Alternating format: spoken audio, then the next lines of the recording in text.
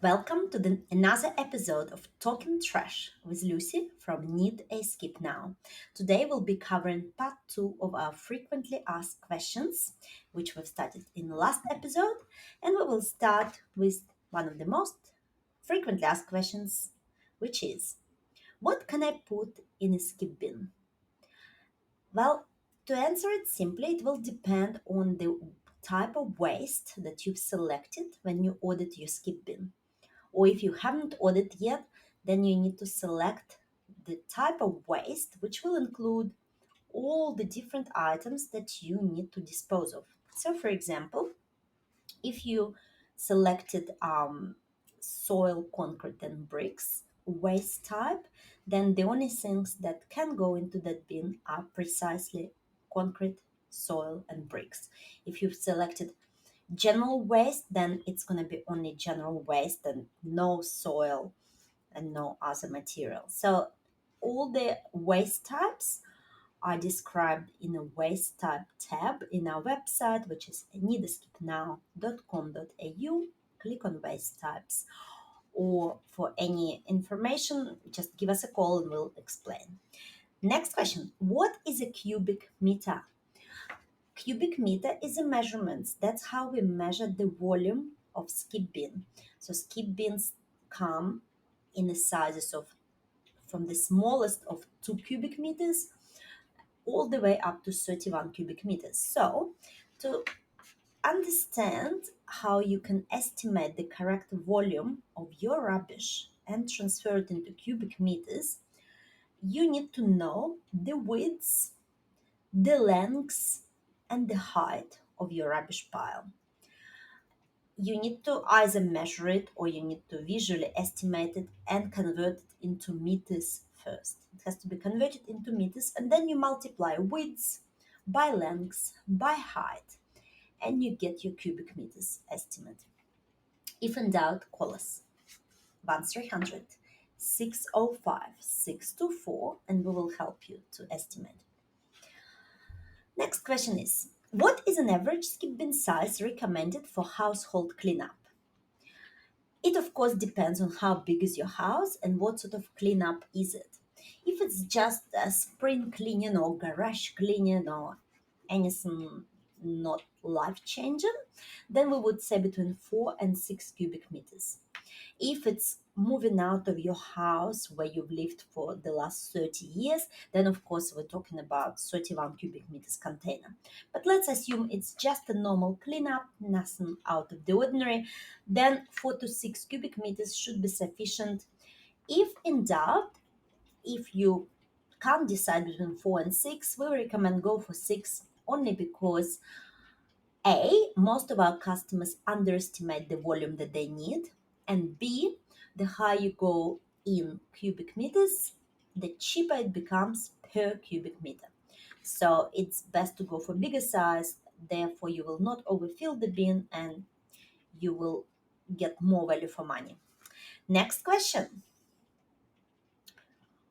What is the maximum weight limit for skip bins? It's a very valid question because most of our competitors in Melbourne, Australia, they actually have a weight limit on your bins. And this weight limit is could be 2 ton or 3 ton depending on the size. Now, in our case, in our company, we are different in a way that we do not impose any weight limits on bins between 2 cubic meters all the way up to 12 cubic meters. There is simply, you don't need to worry about weight limit, all right? So you just fit what you can fit into the bin up to 12 cubic meters and we take it away with no extra charges. Now, the only weight limit we do impose are for our bins from 21 cubic meters. So we have 21, 24, and 31 cubic meters. And those bins do have weight limit such as between 4 and 5 ton, only because we have to control the weight that we transfer on the road to make sure these bins do not break our trucks and do not break the Vic roads regulations. Next question is, What happens if someone else overfills or uses my bin? That's one of the concerns, especially if your skip bin is going on a road. And at night, you might have very sneaky neighbors who might want to help you fill your bin. All right, well, we recommend, first of all, cover your bin if you can. If you have some old shower curtain or piece of cardboard or material or old rug, just cover your bin to prevent or discourage. And number two, do not hold your bin for too long. Perhaps it's worthwhile accumulating enough waste, getting the bin in, filling it fast, and disposing of it. That's only if you live in an area where there is a concern. If the bin is actually positioned in your driveway and you have a gate or you have really nice neighbors and you're pretty confident, or you can park your car behind the bin, then there is no limit on hire. But if there is a concern, then try to accumulate your rubbish and fill the bin quicker to discourage any help from your neighbors or passerbys. Next question is, can I change the delivery or pickup date of my skip bin? That's an excellent question. Provided you give us 24 hours prior to delivery, you absolutely can change the delivery date.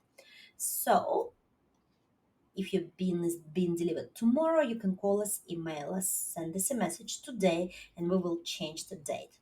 If, however, you let us know after we've arrived to your site, then that's not on, because transport has already happened and you will be liable for transportation fee. Or if you call us just before, when the truck is already on its way, it's your delivery already in the schedule, then again, it's too late. If As long as you let us know 24 hours prior, no problems at all. Pickup is exactly the same. Please let us know 24 hours prior and we will change the pickup date for you. The only thing to consider with pickup is if your bin is located on a road and there is a council permit. If your council permit is expiring, then extending your pickup date might mean that we have to apply for additional council permit so that we don't get a fine. So that's something we need to consider when extending the hire of the bin. Next question. Can you deliver a skip bin to my carport or garage? That's a very good question, because there are some types of bins, for example, our Marel bins, which are offloaded by Marel truck, which uses hydraulic arms to lift the bin up and then position it behind. The Marel bin will not be going underneath anything, only because the hydraulic arms need height. So the bin goes up and then down. Therefore, any roof of carport or garage will be prohibiting us from doing that. However, if we deliver in a hook bin, which is sliding off the truck on a 45-degree angle, then hook bin is possible to be delivered into carport or garage, provided that there is sufficient width for our truck. So it is possible, just depends on the dimensions and on dimensions of your property, of your garage or that enclosed space. Next question is, oh, this is one of the most controversial questions right now in 2021. And the question is, how to dispose of soil, good old soil, and what bin sizes are suitable for soil? Well, I'll start with the simple part of that question, bin sizes. So the bin sizes suitable for soil are between 2 cubic meters up to 10 cubic meters. The reason we don't go any higher than 10, because soil can get very heavy, especially if it's a wet soil. And if you fill 12 cubic meter bin with soil, it can be so heavy that it can literally break our truck when we're going to try to pick it up. So 10 cubic meter is a limit.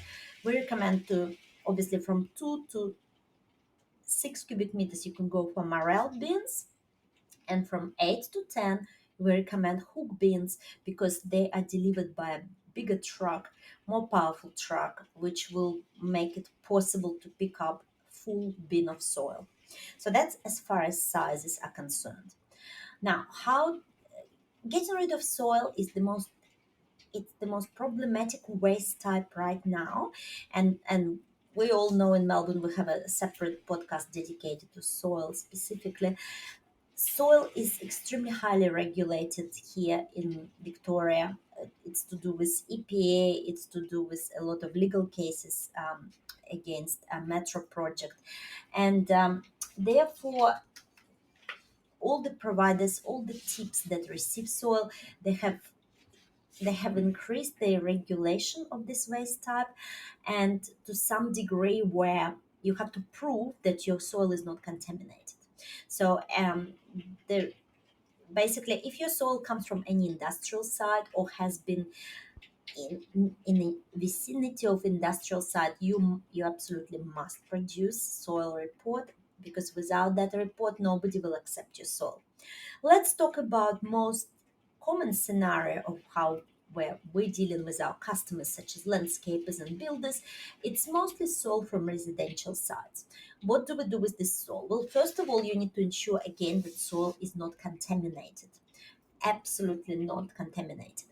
If you know that it's not contaminated, there was no asbestos, there was no liquids or chemicals or anything spilled into it, then the next point here is what type of bin to order and what can you mix soil with.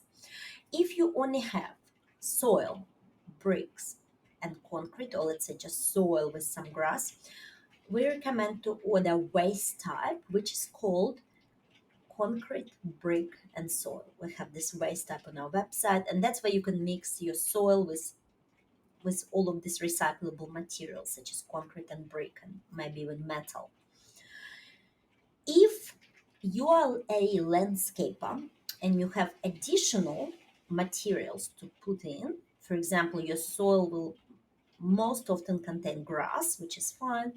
You might have some green waste to put on top, and you might have even some pieces of untreated timber. In this case, we will be able to provide you a bin for that. It will be charged at mixed heavy rate. It's no longer just soil, it's a lot of materials, and we can still do that. So if we move away from waste types for now and just think what can we mix soil with to ensure that soil does not become contaminated, then the materials are concrete, bricks, rubble, grass, metal, green waste as long as it's on top, and untreated timber.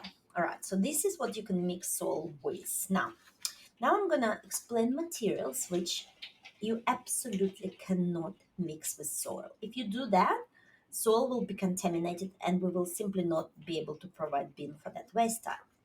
So the first thing that soil cannot be mixed with is general waste or construction wastes. So that is absolutely any other material apart from timber and and green waste. So any material from construction cannot be mixed with soil.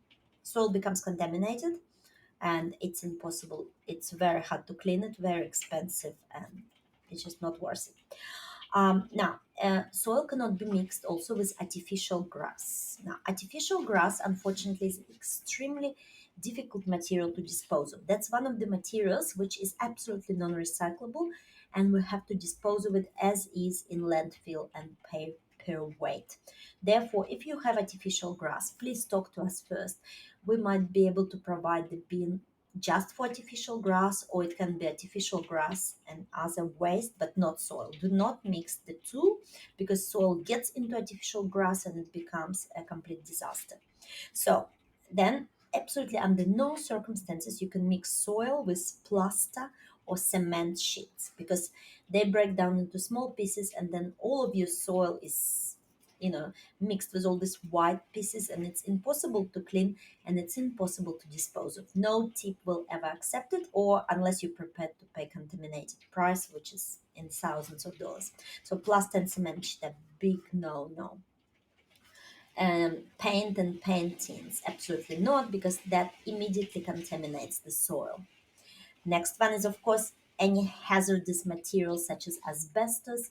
Again, that's 100% contaminated soil, and you will only be able to get rid of it in some specialized facilities specializing in contaminated soil. Will cost you a fortune. Absolutely no liquids, solvents, oil, or explosive materials next to soil. Absolutely no tiles, whether it's ceramic tiles or roof tiles or marble or glass tiles. So none of that. So just to summarize that when you need to dispose of soil, just follow common sense, ask us exactly and tell us, disclose all the materials you're planning to combine soil with, and we will tell you straight away if you can or can't. But just remember the rule of thumb, it's only you can mix it safely with rubble concrete bricks. All right, so that's what you can safely mix it with. So that's soil question answered. I mean that it's an ongoing saga right now in Melbourne, and we're talking about soil to absolutely every customer that calls us, and we're more than happy to talk to you about your individual project because no project is the same. So we'll be able to advise you on what you can and cannot mix. Our next question is, what can clay be mixed with? So that's another interesting thing because clay is also a type of soil which is found and underneath the layer of soil. It's just a more different structure material, so it's a little bit wet and sticky, and it's called clay. Clay, in reality, should not be mixed with anything because everything else sticks to it and it's impossible to clean it. So apart from soil, clay can only be mixed with concrete and rubble. If you absolutely must mix it with something, it's only concrete and rubble. Clay is very heavy material, and again, maximum bin size would be 10 cubic meters, no more. And if you have clay, disclose it straight away because clay is not soil, although it's a variant of soil, but it's different material. The way we treat it, the way we dispose of it, the way it reacts to other materials, so we have to be extremely careful with clay. So these are all the questions for today. That's part two of frequently asked questions. And if you have any other questions, check out our previous episode, which was part one, where we've covered many other interesting questions, such as can I overload a skip bin? Or why do I need a permit to place my bin on the road? And so on. And of course, if you have any more questions, please leave us a note, a question, contact us via our website, needeskipnow.com.au, or give us a call on 1300 605 624. And we'll be more than happy to answer any more questions or discuss your individual project. On that note, we thank you for listening to Talking Trash podcast. You were with Lucy from Need a Skip Now, and until next time.